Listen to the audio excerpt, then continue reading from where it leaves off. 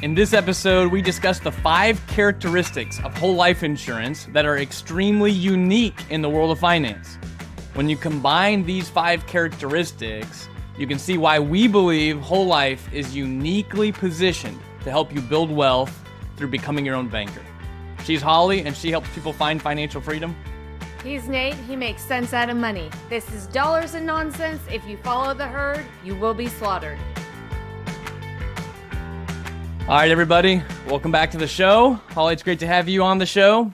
Yeah. It's great to be here and talking about something we love, in the world of whole life insurance and infinite banking. So for those of you who are new to the show, of course, we try to present new paradigms of how to think about money and wealth that are not herd-based mentalities. And of course, our pet strategy, the one that we're in business to help people achieve, is the infinite banking concept, or becoming your own banker. And it's how to use whole life insurance policies to become your own bank.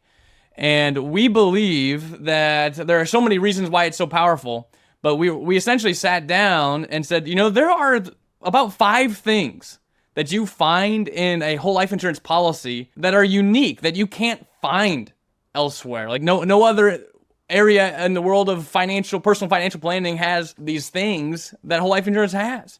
And so we wanted to go over those, like, hey, when you combine these 5 unique characteristics, you'll easily see, oh yeah, this is a very powerful financial tool. And then especially whenever you know how to use it, the way we teach people how to use it.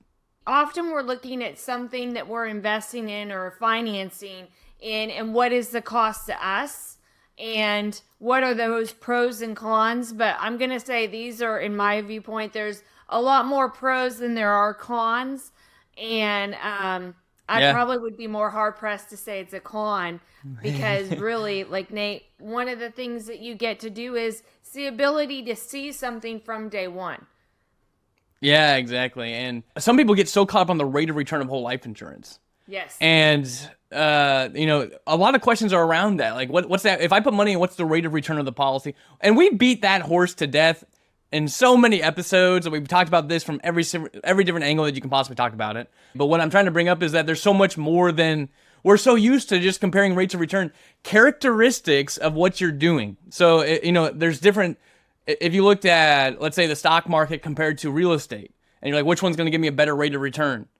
I don't know, because they're based on completely different characteristics. Like there's real estate has so many unique characteristics to it, and the stock market has so many unique characteristics to it. They're just totally different. So because of the characteristics of where you're going to go, that's actually going to determine whether it makes sense for you or not, depending on what your goals are. And that's really what I wanted to set forth here.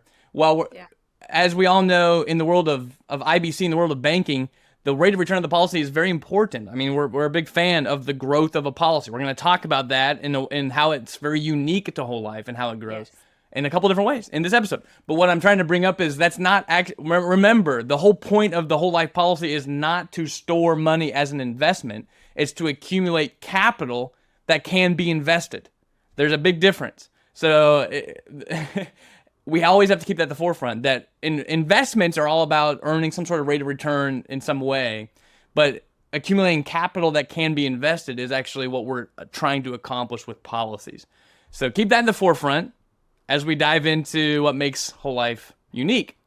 And as Holly, I think you were alluding to, the very first thing that is very unique about whole life policies is the fact that as soon as you open a policy and fund it, you have guaranteed cash values that will exist for the rest of your life. Yes. So in other words, what this is the asset from day one is guaranteed to have certain amounts of money in the future. And why this is so unique is, it's unique because it doesn't exist anywhere else. That's what we're trying to say. Don't overlook this. You may not want to have a whole bunch of guarantees in your life for whatever reason. I'm just merely saying there is no other financial tool that exists that you could be 20 years old and know what the value of your asset is going to be at age 100 guaranteed. It actually doesn't exist anywhere. Things can be guaranteed for periods of time. In other words, like some people will say, well, what's the guaranteed rate on my savings account? Well, it's actually 0, by the way. A savings account doesn't have a guaranteed interest rate. It has a current interest rate. Doesn't have a guarantee. But it doesn't have a guaranteed interest rate. You put money into a savings account today, you might earn 4%. You put it in 5 years ago, you'd earn 0%. What's the guaranteed rate's going to be in 5 years from now? Who knows? There is no guaranteed interest rate. It's just the guaranteed rate is 0. That's the guaranteed interest rate. And then there's a current interest rate. Now, you could have like a 5-year CD, a 10-year CD, and different things like that, where there will be some guaranteed for a period of time, but there's no guaranteed for life. That doesn't exist. Well, it exists in one place. And it's called whole life insurance policy. That's the only place in the entire financial world that it exists, that you know exactly a guaranteed value of whatever the asset is at any point along your life, as long as you live, no matter what. And some people may say, well, Nate, aren't bonds kind of guaranteed? Like, I'm saying, no, they're not. I mean, look at Silicon Valley Bank. They owned 10-year U.S. Treasuries and other types of long-term government debt that, is guaranteed for a long period of time, or you could buy 30-year government, U.S. Treasury and different things. But the value of those are not guaranteed. Once again, if the interest rates go up, you can't just go pull your money out of the bonds at face value. So if you put $1 million into 10-year U.S. Treasuries and then interest rates go up, you don't have $1 million anymore. You have $800,000. And so that's what we're trying to say. There's something unique about it. That's why it's so important. It's important to understand that it's unique. It's just important. Whether you want it or not is up to you. But I'm just saying, you can't bypass the fact that if you're looking for something that's guaranteed for the rest of your life, there's only one place to do it, and that's whole life insurance policies. Well, and I think on the guarantee, Nate, too, you guys have to understand, we say this a lot too, you're going to live or you're going to die. So it doesn't, really those are the two things that are going to happen. So don't you want something that's guaranteed if you're going to keep living, right? Which leads us into what happens, the other unique part of, if we graduate from this earth, you have a death benefit from day one of the policy, and that really is allowing you to build a legacy. And some people, I don't care about a death benefit, but it is the only thing uniquely that you can put money into, that you have a guarantee for life. And then, if something happens to you and you graduate from this earth, guess what? You now have a guaranteed a death benefit that's going to pass to your loved ones. Yeah, it's very unique. In other words, like, of course, a regular investment doesn't have any sort of death benefit, but that's why we call it like a self-fulfilling legacy. So as soon as you buy a policy from day one, it doesn't actually matter if you live until age 85 or if you die the day after you fund the policy. No matter what, there's a self-fulfilling legacy that exists inside of whole life, which is why it is so popular, even if you're not going to use the infinite banking concept. Like, if we take that out of the purview, whole life is still extraordinarily popular in the world of estate planning. And the reason it's extremely popular in the world of estate planning is because it's very unique. That's the idea. The idea is that it's unique. As soon as you put the first dollar in to the policy, the death benefit exists and can't be taken away. And so it's a guaranteed, it's a self-fulfilling legacy, which doesn't exist anywhere else. That's why it's so popular in estate planning to begin with. So those of us who are looking forward to building a legacy, a family legacy of generational wealth, whole life policies become uniquely advantageous. They're that you can't find it anywhere else. We believe it's the best place to accumulate capital to be invested and to live your life around. That's the whole banking idea. But even beside that, it's just uniquely set up to do things that other tools, you can't even compare to it, because it doesn't exist in those worlds, or at least it's very difficult to compare to it. I don't know about you, it's a sense of peace too, knowing that, hey, as soon as I funded this and I put money in there, my family in a way was taken care of with a inheritance is tax-free. That's right. It is a huge sense of peace for me. I think about it in my own life more than I communicate it to clients, because I'm so hyper-focused on cash value accumulation to practice the infinite banking concept that I don't want people to get, I guess you could say, let the nickel hide the dime. Like, get super focused on the death benefit side and kind of miss out and start thinking they're buying life insurance instead of building a banking system. So I do want that to be at the forefront, but I think personally how comforted I am that no matter what happens to me, that my family will be taken care of, and the legacy I want to have left exists the day I put money in the policies. Like, let's say I wanted to leave, $10 million to the family when I die, and I think I'm going to, if I live long enough, there's no doubt that's going to happen. In fact, I could pass that way before that point. That's the goal, right, of empire building as opposed to retirement planning. But the idea would be this: I do that right now. The generational wealth that I wanted to be able to leave is set in stone right now, and no one can take it away from me. whether I live a long time or whether I die early. As you mentioned, that's a question that, especially Ray used to pose all the time to people. You're either gonna, I don't care if you look out 30 years or 10 years or 1 year, you're either gonna live or you're gonna die. It's a bonus that I think about all the time, that I don't communicate that well to clients, as far as because I don't want to get them confused as to what we're after. Yeah. But truly, it makes it unique. It makes it unique. My net worth today could be, your net worth could be $1 million today, but your legacy could be $10 million. Yeah. And your net worth will be 10 million at some point, for sure. Whoever's listening to this and following the strategy, you're going to build wealth. I'm just merely saying that, hey, the legacy component is built in and guaranteed from day one, which is why whole life is unique and which is why it's so popular in the world of estate planning besides IBC. Yeah. Are you tired of feeling like everyone has their hand in your pocket? At Living Wealth, we believe in challenging the status quo. After all, most of those conventional tools only seem to make someone else rich. Let us show you how to take back control by banking on yourself. Visit livingwealth.com/escape-the-bank. You'll receive instant access to what we call the beginner's course. This free, in-depth, easy-to-follow course teaches people how to create and profit from infinite banking. We not only discuss the philosophy and principles behind infinite banking, but also offer real-life examples to demonstrate how it works. Even folks experienced with infinite banking often tell us they learned a ton too. So, it's worthwhile regardless of your experience level. Stop letting banks and Wall Street dictate your financial future. Again, that's livingwealth.com/escape-the-bank to gain access to the free course today. Now back to Nate and Holly. And that leads us into the third point, which really is policy loan feature of whole life insurance and how it actually can act as a interest-only line of credit for your life. And that feature is really important when you guys are wanting to utilize cash and investing and things like that. And well, where do we go? But it's guaranteed for life. It's not like an interest-only your HELOC or something like that you have to qualify it for. Or even if you do a line of credit through the bank, it's for 5 years typically, but then you have to qualify for it again. Or maybe they close it, or maybe they say, no, we're not going to extend it, or you got to make the payment, or whatever it is. This actually there's not these terms and conditions that we have been educated by, that we have to live our life by. Instead, whole life is just is a benefit. It's so unique in that. And once again, we're talking about what makes whole life unique.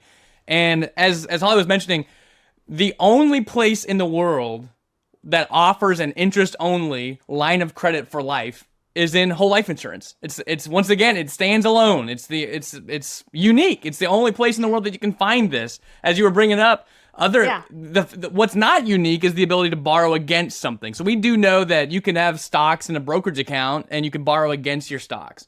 We know that you can have, a property and borrow against your property and open up a line of credit against your property, a line of credit against your stock portfolio, and different things like that. So that's not exactly the unique thing. The unique thing is the fact that it's that you can borrow against 100% of the value in an interest-only line of credit for life. And we've talked about this before. What this allows you to do, what this means for you, is that there is no repayment terms and there's no qualification. And as soon as you buy the policy, it comes pre-packaged with an interest-only line of credit for life. That it's not like when you buy a piece of property, it comes pre-packaged with an interest-only line of credit for life on the property. You have to go in and ask the bank to approve you for one, and they can say yes or no, depending on your financial position and other things. And if they say yes, they're like, well, we're only going to let it be interest-only for 5 years. And then you have to repay it on an amortization schedule, or it's going to balloon then, or something of that sort. Yeah. So you got to re-up it, and then you got to be requalified for it. And or they're just going to force you to repay it. They can even close them. It's not even guaranteed. They can even just close your line of credit. Like if you're not using it, they can be like, we're just going to close it.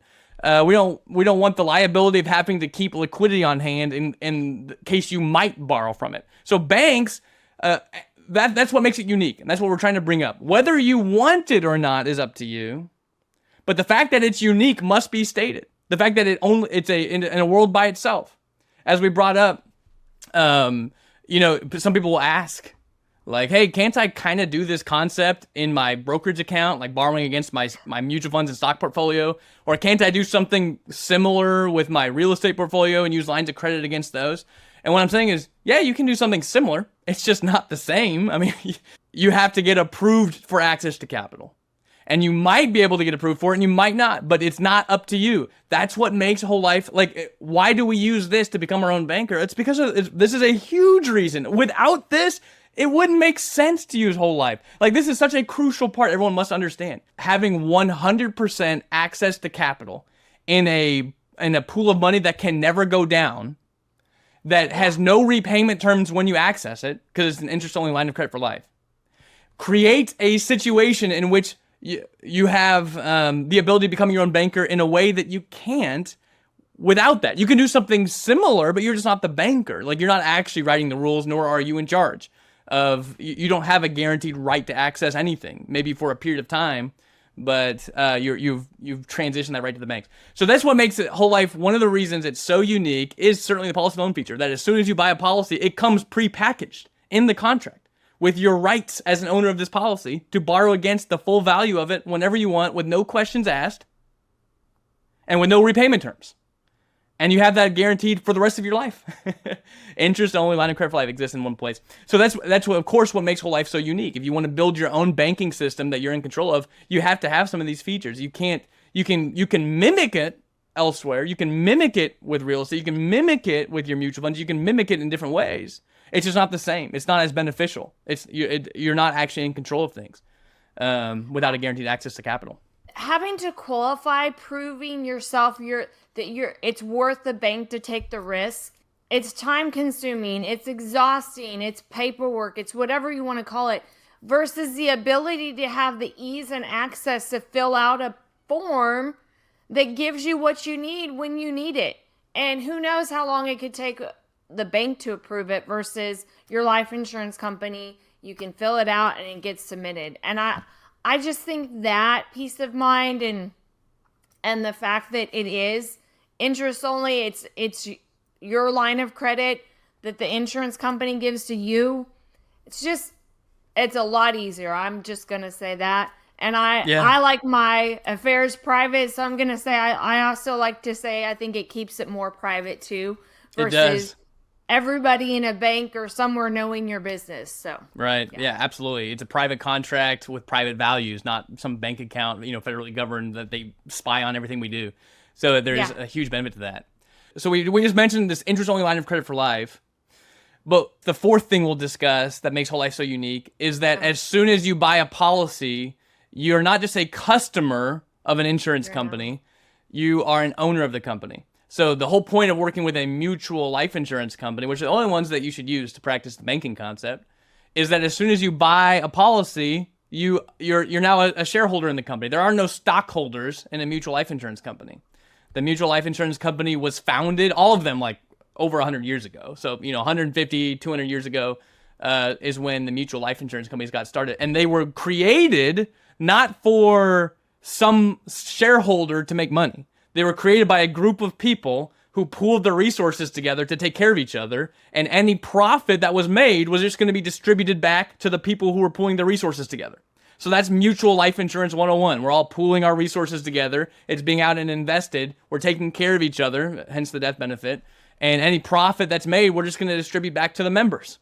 That's how it was started in the 1800s, and that's still the way it's run. That's why sometimes I'll say it has like a non-profity vibe. It's kind of a non-profity feel. I know that's not true, and I'm not trying to be disingenuous. It's a for-profit company. It pays taxes, all sorts of things. I'm not trying to say that. But what I'm saying is that you and the insurance company that you are a part of are on the same team. You succeed together. It's not like they do things to make money that don't help you make money. The insurance company has to invest the money that we put into it in order to generate profit. That's what it has to do to pay your guaranteed growth and the dividends and be profitable. So they've got to invest the money. And essentially what this amounts to is that you just become a place that they can invest money to. They can lend money to you as opposed to other people. And then it's the interest that we pay back as policyholders to the insurance company That's the interest that's being earned on the account. And then, of course, they just use that money to run the business, just like if you had not borrowed money and they lent it out to somebody else in bonds and, different investments that they'll make. I wanted to make that point that, hey, the fact that you are on the same team as the insurance company, that there's a synergy between you two, helps understand why the policy loan feature can even exist. Well, and Nate, another component with the ownership and with the loans is the insurance company. It's your company, right? You have to claim it as ownership, and we say that to have an owner mentality that this is your company. They're working for you. Yeah. But with that, there's this general pool of money, and who has first rights to that general pool of money? It's you as the owner. Has the first rights, the first dibs to access that money before they go and loan it out or give it to other people. So the reality is that one of the benefits and unique things is you are an owner, so you get the opportunity to borrow first. It's like they're saying, hey, we're in this for you guys. We have to put this money to work. We're happy to lend it to you if you guys ever need it. And you can pay the interest, and that's going to help make the whole system work. Or if you don't want it, then we'll go put it to work elsewhere on your behalf. But either way, this is a mutual company. We work for you, and we exist to profit and preserve capital for our members. That's a mutual company. So it's very unique. Once again, it's very unique that you and the financial institution are actually on the same team. That's pretty rare. It's hard to find a similar thing to that. Most of the time, the people who invest money or put money into financial institutions, there is some sort of synergy, but it's not quite the same. In other words, they're trying to make money off of you for themselves, versus a mutual company is trying to make money for the owners of the company who own it. Just like any business exists to make money for whoever owns it. So that's why we believe you want to work with a mutual company. So that was number 4. The 5th one, and the last one we're going to talk about, and we can wrap it up because we've been going pretty long today, but the 5th one is that the 5th unique characteristic of whole life is the tax favorability of the growth of a policy. That whole life insurance is taxed in a very unique way. The policy from day one, as soon as you put money in, is going to grow and earn interest and dividends in a tax-free nature. And because of all the features combined, you're able to create this world where you can accumulate a lot of cash value tax-free, and then you can even liquidate it over time in a tax-free position. So it creates a uniqueness, Holly, that you don't find with other types of insurance, which I think we'll dive into. But well, and I think with the interest only, what you guys have to understand, the tax-free growth with that is the fact of that is like where banks are like giving you compound interest, right? This is continual compound interest that's growing tax-free over the life of the policy. Doesn't matter whether you live 5 days, 10 days, 10 years, 20, 30, 40. It's for the life of this policy that tax-free growth takes place. And so I think that is essential to understand, hand in hand with the fact that the other unique benefits of it is that where else can you go and put money and have a compound for you on the entire amount you've put in, regardless of loans, okay? But compound for you year after year after year at a guaranteed rate that it's benefiting for you guys tax-free. I mean, everything else, the closest thing we said, Nate, earlier to this was a Roth IRA, right? That's tax-free growth. But even that has these limitations of whether you can access the money and how much you can put in and all of those requirements. That has to sit for a period of time. There's a uniqueness about it. And that's why I wanted to barrel down, because some people could say, Nate, a Roth IRA is also tax-free. I'm like, well, yeah, it kind of isn't. You can't pull out all of your money at any time tax-free because you're not allowed to borrow against Roth IRAs. So the only way to access capital from Roth IRAs is to make withdrawals. You can withdraw your basis in the Roth, the amount of money you've put in tax-free before you're 59 and a half, but that's only if the Roth's been enforced for 5 years. And so essentially what that amounts to is that there's a period of time where it's going to be tax-free, but you have to wait until that time frame exists.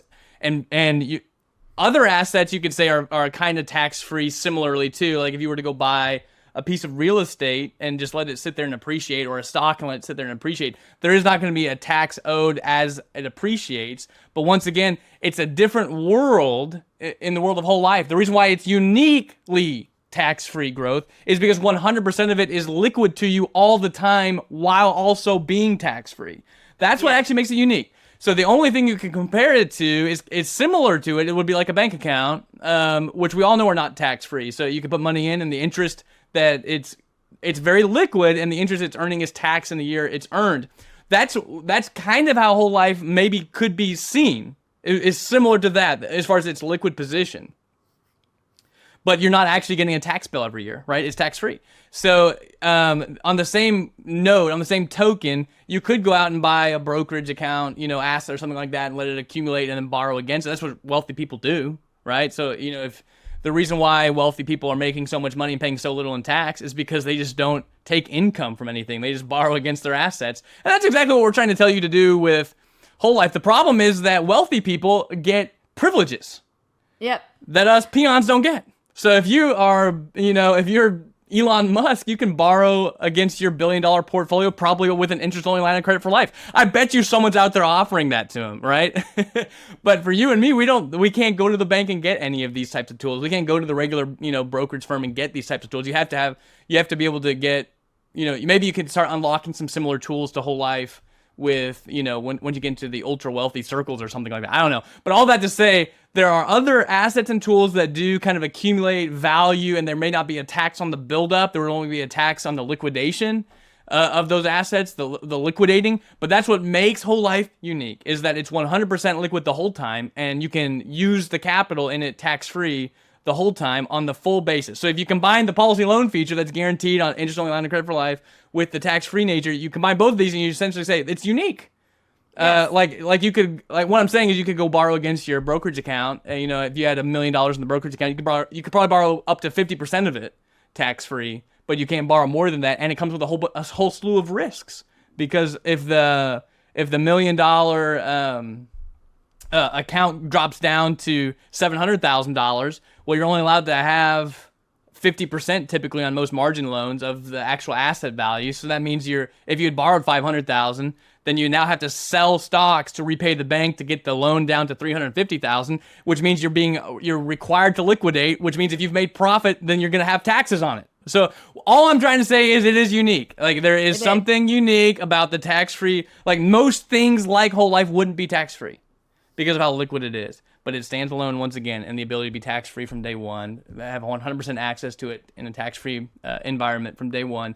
You can get similar things. You can get similar experiences with other financial tools. It's just not the exact same. It's not as beneficial as you can find with whole life.